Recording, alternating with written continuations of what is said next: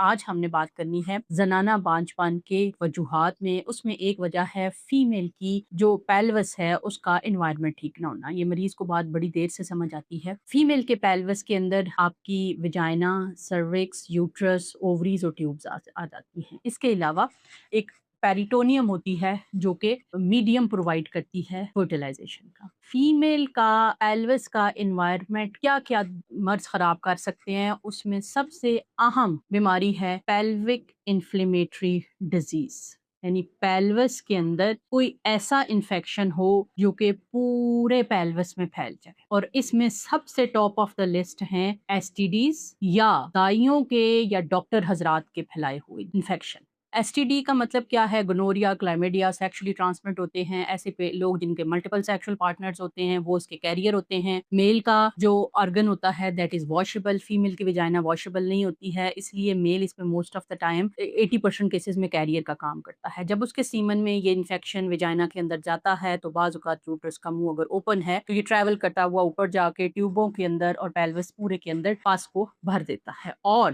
As a result کیا ہوتا ہے؟ پورے پیلوس میں انفلیمیشن یا انفیکشن ہو جاتی ہے، جس سے کیا ہوتا ہے؟ پیلوس کا جو انوائرمنٹ ہے وہ اس قابل نہیں رہتا کہ انڈے اور سپرم کو فرٹیلائز کر سکے. تو ایک تو وجہ ہوگی پیلوک انفلیمیٹری ڈیزیز جو کہ فیمیل کے پیلوس کا انوائرمنٹ خراب کر دیتی ہے.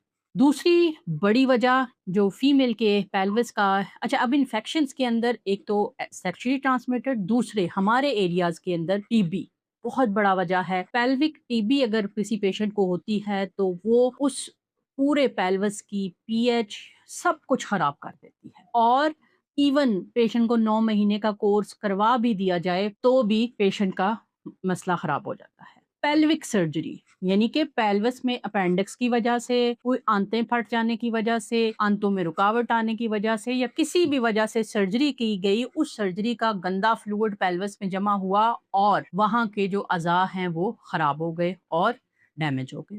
اسی طرح سے انفیکشن کی یہ مختلف شکلیں ہیں لیکن یہ ٹاپ آف دا لسٹ آتا ہے. اگر انفیکشن کی وجہ سے فیمیل کا اب اس کے اندر پیشنٹ بڑے کنفیوز ہو جاتے ہیں، ویجائنل انفیکشن سے کچھ نہیں ہوتا. Vagina is lower part of the uterus. اس میں انفیکشن اگر ہوتا ہے، انفیکشن مسئلہ کب بنتا ہے کہ اوپر ٹریول کرے، سروکس اور یوٹرس میں ٹریول کرے. فار ایگزامپل آپ نے کاپر ٹی رکھوائی کسی دائی سے، کسی گندے کلینک سے، انہوں نے اسٹرلائزیشن کو نہیں دیکھا، صاف ستھرے طریقے سے نہیں رکھی، آپ کا انفیکشن یوٹرس میں گیا، وہاں سے ٹیوبوں میں گیا اور پورے پیلوس میں پھیل گیا. آپ نے کسی چھوٹے گندے کلینک سے ڈی این سی کروائی، صفائی کروائی، اوزار لگوائے، ایسے اوزار جو کہ صاف نہیں تھے، یوٹرس کے اندر انفیکشن ہوا، ٹیوبوں میں پھیلا اور پورے پیلوس میں پھیل گیا. تو یہ وہ سورسز ہیں جو کہ فیمیل کے پیلوس کے اندر انفیکشن انٹروڈیوس کرنے کا باعث بن سکتے.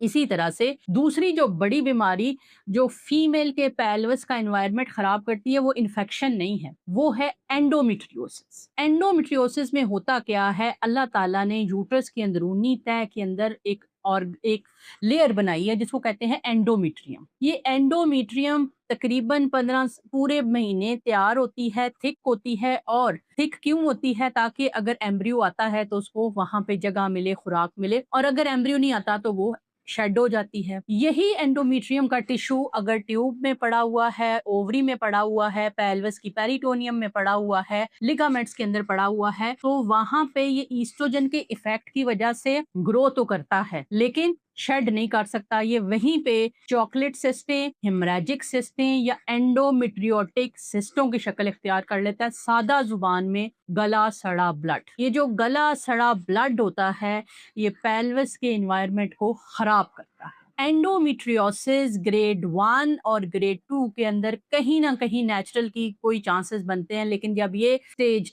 3 یا 4 پہ چلے جاتے ہیں تو انوائرمنٹ اتنا خراب ہو جاتا ہے کہ یا تو پیشنٹ کے انڈے ہی سارے گل جاتے ہیں، یا اگر کوئی بچے کچے انڈا ریلیز بھی ہو رہا ہے تو وہ سپرم کے ساتھ فرٹیلائز نہیں ہو سکتا. کیوں؟ کیونکہ اگر فار ایگزامپل ایک ایسا انکیوبیٹر جس کی نہ پی ایچ مینٹین ہو، نہ اس کا ٹیمپریچر مینٹین ہو، نہ اس کی گیسز مینٹین ہو، اس میں ہم آئی وی ایف کر کے ایمبریو رکھے اور امید کریں کہ ایمبریو بن جائیں گے، وہ ایسے ہی ہے. اس وقت فیمیل کا جو پیلوس ہوتا ہے وہ ایک انکیوبیٹر کا کام کرتا ہے. جتنا وہ نیٹ اینڈ کلین ہوگا اتنا زیادہ انڈا اور سپرم کی جو ملنے کی صلاحیت ہے وہ بڑھے گی، ग्रोथ की صلاحیت बनेगी और एक हेल्दी एम्ब्रियो यूट्रस को मिलेगा ताकि वो आगे 9 महीने बच्चे को पाल सके। इसके अलावा तीसरी बड़ी वजह जो फीमेल के पेल्विस को खराब करने की वजह बन सकती है, या लेकिन ये बहुत रेयर कॉज होती है, वो होता है साल्पिंजाइटिस यानी ट्यूबों की सोजिश। इस ट्यूबों की सोजिश में होता क्या है कि बाकी सारा पेल्विस बिल्कुल ठीक होता है, लेकिन ट्यूबों में सोजिश होती है जिसे हाइड्रोसैल्पिंग्स कहते हैं। बाकी सारा पेल्विस बिल्कुल ठीक है, लेकिन एग्जैक्टली वो जगह जहाँ पे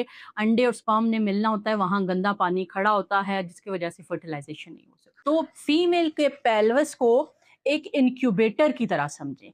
अगर वो हेल्दी पेल्विस होगा, उसके अंदर कोई इन्फ्लेमेशन सोजिश नहीं होगी, कोई इन्फेक्शन नहीं होगा, कोई सिस्ट नहीं होगी और बिल्कुल नीट एंड क्लीन होगा, तो वो फर्टिलाइजेशन होगी और एम्ब्रियो बन जाएगा। अब फीमेल के पेल्विस को चेक करने के 3 तरीके हैं। पहला टीवीएस। टीवीएस के अंदर अगर फीमेल की यूट्रस के अंदर फ्री फ्लूइड आ जाता है, एंडोमेट्रियम के अंदर फ्री फ्लूइड है, तो हमें शक पड़ने लग जाता है कि ये कोई ना कोई पेल्विक इन्फ्लेमेटरी डिजीज चल रही है। दूसरी हिस्टेरोस्कोपी के यूट्रस में हम एक कैमरा डालते हैं और यूट्रस की अंदरूनी तह को बहुत डिटेल से एग्जामिन करते हैं। और तीसरा है लेप्रोस्कोपी के हम पेट के अंदर कैमरा डालते हैं, पूरा पेट नहीं खोलते, कैमरा डालते हैं और हम देखते हैं कि कहाँ पे ये सोजिश का क्या वजह है। कई दफ़ा हम वो फ्लूइड निकाल के लेबॉर्ट्री को भेजते हैं, वो हमें बताते हैं कि ये सेक्सुअली ट्रांसमिटेड डिजीज़ है, कई दफ़ा वो बताते हैं ये टीबी है, कई दफ़ा वो बताते हैं ये बहुत पुराना इन्फेक्शन है जो कि अब इस वक्त मौजूद है।